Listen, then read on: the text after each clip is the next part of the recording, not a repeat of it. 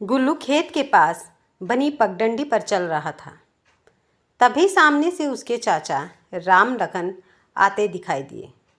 गुल्लू जल्दी में था, वह उनके बराबर से निकल गया, लेकिन उसने उन्हें देखा ही नहीं। राम लखन जी ने गुल्लू को टोकते हुए कहा, क्यों बे चाचा दिखाई नहीं दे रहे? ये नहीं कि राम राम भी कर ले। यह सुनकर गुल्लू झेप गया। माफ़ करना चाचा, मैंने देखा ही नहीं, वो घर जल्दी पहुंचना था। राम राम चाचा। लेकिन तब तक राम लखन चाचा का गुस्सा 7वें आसमान पर पहुंच गया था। हाँ हाँ, भैया ने मना किया होगा। बंटवारा क्या हुआ, सबके रंग बदल गए। गुल्लू बिना कुछ बोले आगे बढ़ गया। लखन और तिलकराज दोनों सगे भाई थे। दोनों भाई दिन भर खेतों में मेहनत करते, अच्छी फसलें होती और घर में हमेशा अन्न के भंडार रहते थे। राम लखन अपने भाई की बहुत इज्जत करता था। एक दिन उनके पिता का देहांत हो गया। धीरे धीरे तिलकराज ने खेतों पर जाना बंद कर दिया। अब सारा काम राम लखन के सिर पर आ गया था। तिलकराज बड़ा होने के कारण पैसे का हिसाब किताब रखता था और धीरे धीरे उसने राम लखन को घाटा दिखाना शुरू कर दिया। लेकिन राम लखन भी सब समझता था। बड़े भाई की इज्जत के कारण वह कुछ बोल नहीं पाता था। पानी जब सिर से ऊपर चला गया तो एक दिन राम लखन ने बंटवारे की बात कर दी। भैया, मुझे लगता है पिताजी के जाने के बाद हमें बंटवारा कर लेना चाहिए था। कोई बात नहीं, अभी भी कुछ नहीं बिगड़ा है, हम बंटवारा कर लेते हैं। तिलकराज कहाँ मानने वाला था। वाह, अभी पिताजी को गए 1 साल भी नहीं हुआ और इसे बंटवारा करना है। क्यों भाई, ऐसी क्या आफत आ गई है?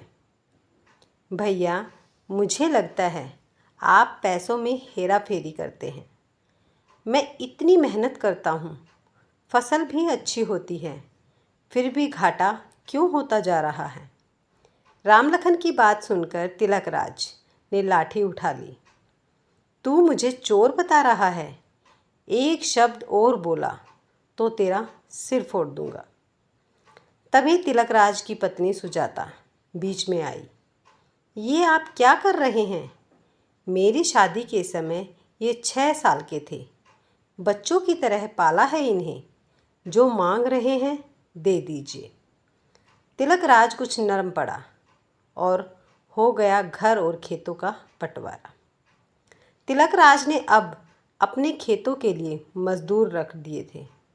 जो काम करते थे, राम लखन अकेला ही पूरा काम संभालता था। राम लखन की पत्नी सुमन अक्सर बीमार रहती थी। उसकी 2 बेटियां थीं, लता और आशा। इधर तिलकराज के एक बेटा था, गुल्लू। एक दिन सुबह जब तिलकराज खेत में जाने के लिए तैयार हो रहा था तो उसने देखा राम लखन के घर में कोई नहीं है। खेत पर पहुंचा तो देखा खेत में भी राम लखन नहीं है। तिलकराज मजदूरों को खेत पर काम समझाकर घर आ गया और अपनी पत्नी सुजाता को पता लगाने के लिए बोला, लेकिन कुछ पता नहीं लगा। तिलकराज और सुजाता ने पूरे गांव में पता किया, लेकिन कुछ पता नहीं लग पा रहा था। उन्हें लगा रातों रात दोनों सब कुछ बेचकर भाग गए। इसी तरह कुछ दिन बीत गए। एक दिन राम लखन अपनी दोनों बेटियों के साथ वापस आ गया। सुजाता ने जाकर देखा, क्या हुआ, भैया कहाँ चले गए थे और सुमन कहाँ है? यह सुनकर दोनों बेटियां अपनी ताई से लिपटकर रोने लगी। ताई जी, माँ हमें छोड़कर चली गई। यह सुनकर सुजाता का कलेजा थक से बैठ गया। उसने राम लखन की ओर देखा और वह रोते हुए बोला, भाई, उसकी बीमारी उसे खा गई। शहर के बड़े अस्पताल में भर्ती कराया, लेकिन उसे बचा न सका। यह कहकर वह फूट फूट कर रोने लगा।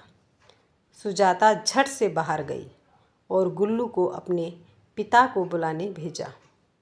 गुल्लू खेत पर पहुंचा। पिताजी, माँ और चाचा दोनों रो रहे हैं। जल्दी चलो।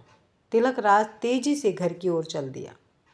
घर आकर पूरी बात को समझा।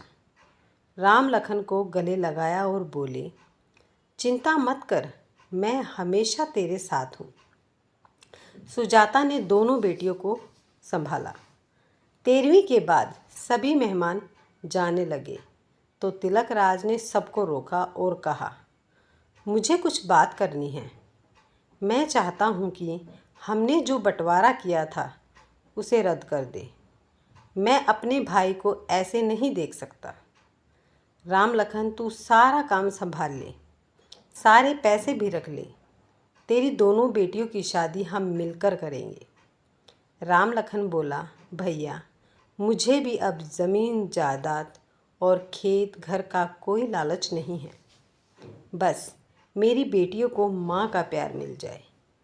भाभी, इन्हें संभाल लो। मैं जो अब हरिद्वार जाना चाहता हूँ। मेरा सब कुछ आप ही रख लो। यह सुनकर तिलकराज रोने लगा। वह बोला, ऐसा कैसे हो सकता है? हरिद्वार जाने का समय तो हमारा है। तू कहीं नहीं जाएगा। आज से तेरी सारी जिम्मेदारी मेरी। यह सब देखकर सुजाता अपने आंसू पोंछते हुए बोली, देवर जी, जब मैं आपको पाल सकती हूँ तो क्या दोनों बेटियों को अनाथ छोड़ दूँगी?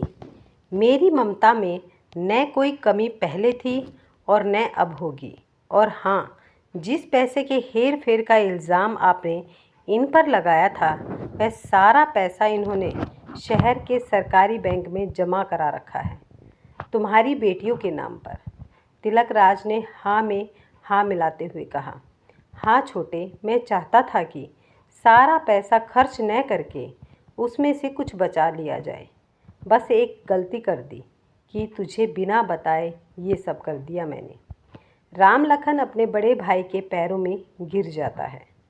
भैया, मुझे माफ़ कर दीजिए, मैंने आपसे कितनी लड़ाई की। तिलकराज ने उसे उठाकर गले से लगा लिया। इस तरह दोनों परिवार